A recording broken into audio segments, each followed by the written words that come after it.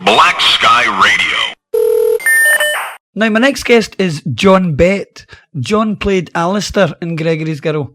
Alister was a school teacher who was often sent poems and sponge cakes from some of the female pupils. Thanks for joining us, John. It's a pleasure, Ross. Now, that scene with the teachers discussing the poems from Wee June and the sponge cakes from the girls in 3A, it was rather a sensitive topic, that, wasn't it? Did you have any reservations about that scene at the time? No, not at the time. I think things have moved on, of course, since then. Yeah. So now it looks a little more suspect, doesn't it? But not then. I think they were just generally inept, these teachers.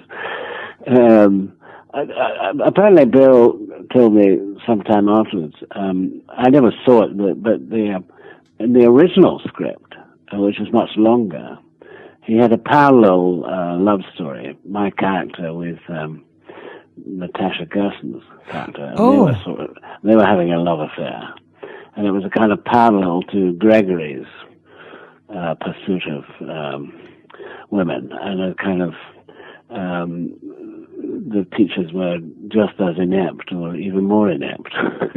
Now, did you shoot those scenes? No, I think it was because they didn't have enough money. Right. They didn't do it. So, in a way, it's as well, because I think it's much more charming than the way it turned out. It's a very charming film, and over the years, lots of people who, I've never met before come up and say, "You were in Gregory's Girl, it's a great film." So yeah. it's obviously been very popular. It hit a note with people, didn't it? Now, this is the 35-year anniversary since the movie's release.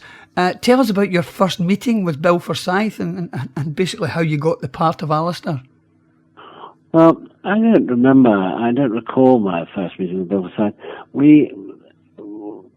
Charlie Gormley and Bill Forsyth and Lawrence, they were all, filmmakers in Scotland who had to do quite often kind of tedious little documentaries about the fishing trade, or the Orkneys or things like that, travel things, and they were always very keen to to do something else, to break out that mold. Uh-huh. And Charlie did with that Sinking Feeling, which was the first one.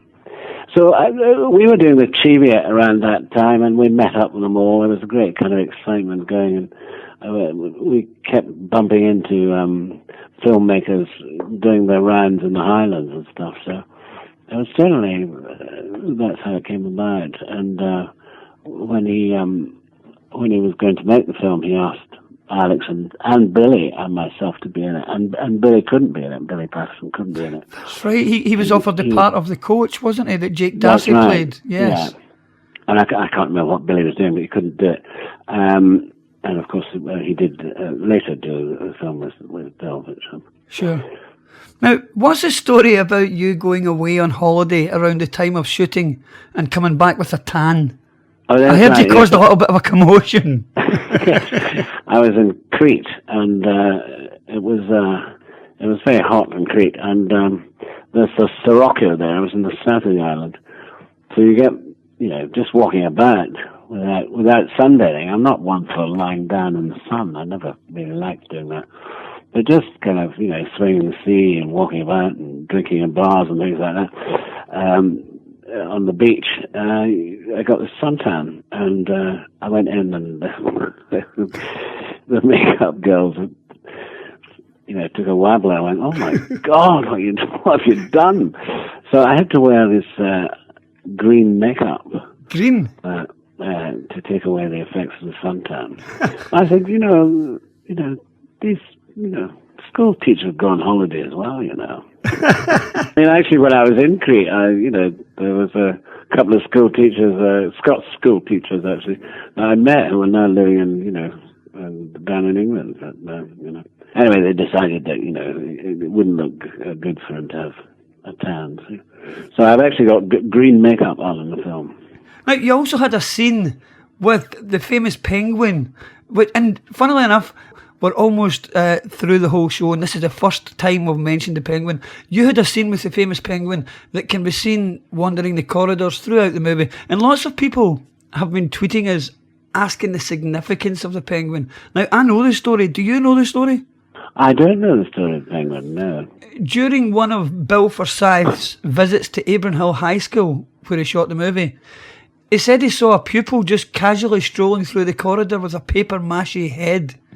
And it made him laugh because it was just so random. And so that gave him the idea of having a pupil dressed as a penguin just casually wandering around the corridors, which I think is wonderful. Oh, no, it's fantastic. It's great.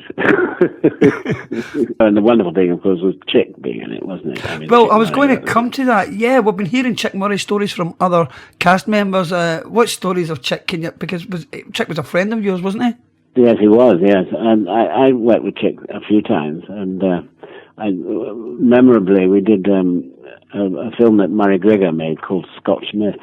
And I played all kinds of different people in that. But at one point, I was Sir Walter Scott in dealing with the tartans, and Chick was my amanuensis, and we were both decked out in the most unbelievable array of tartans. I mean, yellows and greens and reds and all different tartans. And Chick had this bonnet on with a feather that came in front of his face all the time, so I had to keep blowing it. And it was just, I couldn't look at him. And there was one point where, of course, Walter Scott stage managed the arrival of George IV to Edinburgh, and made a big pantomime of it all. And there was one point where we were supposed to be talking to George IV, who was portrayed by a huge bottle of whiskey. And Chick and I we couldn't look at one another. And eventually they had to clear the studio. We were laughing so much.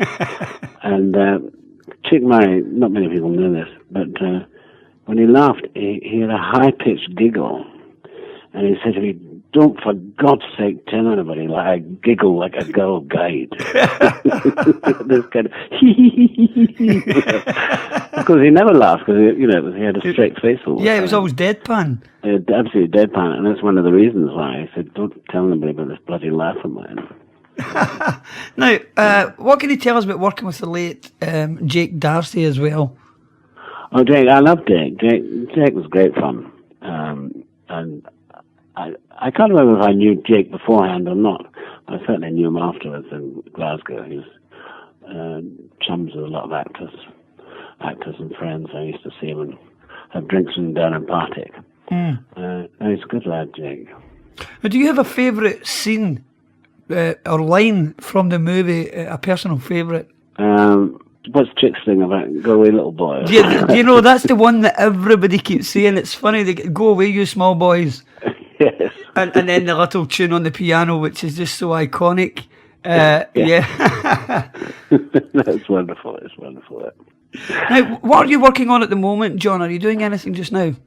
Well, I work quite a lot with Fiona Kennedy, so we do a show called The Kissed, which is kind of a lot of music in it and song and stuff. So we'll be doing another one of those quite soon. Bill Patterson, myself, and Brian Cox and Benny Young were in Waiting for Godot last year at the Lyceum, and it's supposed to go to London. So I'm waiting to hear when that's going to be. There's a little fiddle faddle going on about what theatre and everything else. Sure. So we're just waiting to see what happens with that.